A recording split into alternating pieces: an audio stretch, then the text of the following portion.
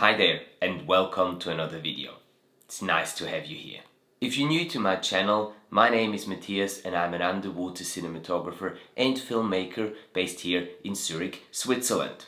This channel is all about filmmaking, traveling and underwater cinematography. In today's video, which is part 4 of my Ronin-S mini-series, we'll look at creative ways how to use a gimbal. Coming up.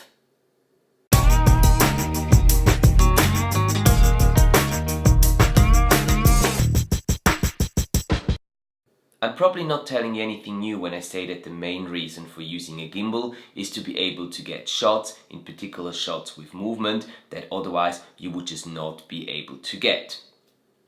The 6 ways to get creative shots out of your gimbal that I will be covering today, they will be based on the functions of the Ronin-S, simply because that's the gimbal that I'm using at the moment, but most of those creative ways, they are applicable to any of the gimbals out there on the market right now. Movement number 1 is the very simple and basic push in or pull out. This is a movement that's very nice for getting your viewer's attention onto something specific in your frame by doing the push in. As you're doing the pull out, you can then actually reveal a scene using that movement.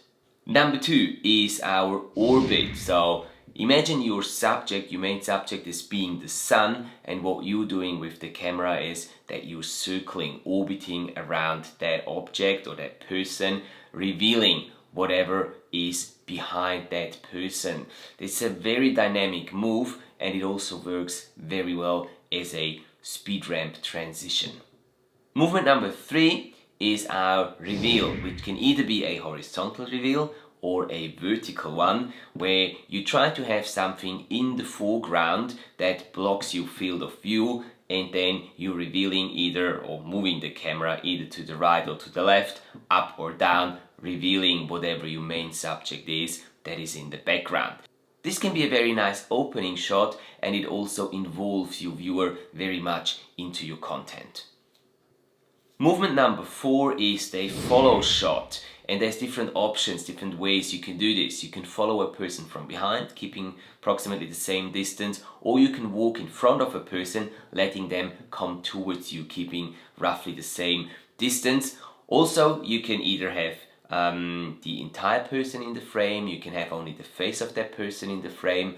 You can also mix things up a little bit and turn your camera around and have it close to the ground so that you can actually follow the feed, which can get a very dynamic component into your sequence.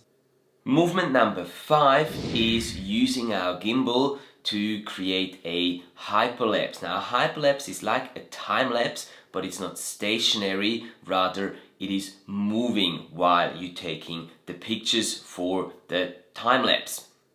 Now, this can be very dynamic, and where gimbals allow you to actually move your camera in a very controlled way as you're taking those shots for the time lapse, or in this case hyperlapse. Especially for traveling films, that can be a very dynamic component in your story. And last but not least, number 6, this is your Infinitive Spin, and this is something that is quite unique to the DJI Ronin-S. I'm not aware that any other gimbal at the moment can do this, where you hold your camera and your gimbal right in front of you, and then you have your camera rotate around its own axis, and you can get some really cool shots that way. It's not something that I would overuse in my videos, but it's certainly something that you should think about if you're having a DJI Ronin-S, something that you should try out every now and then and see whether or not it's working for the project that you're trying to shoot. And there you go, guys, that's my 6 most creative ways of using a gimbal, in particular the DJI Ronin-S. I hope this video was helpful to you. I hope it was a little entertaining as well. If that's the case, please do hit that like button, it means a lot to me, and also consider subscribing to the channel so you're not missing out on any future content that will be uploaded here. Thank you very much, guys, for tuning in again. That's all for today, but I will see you in the next video.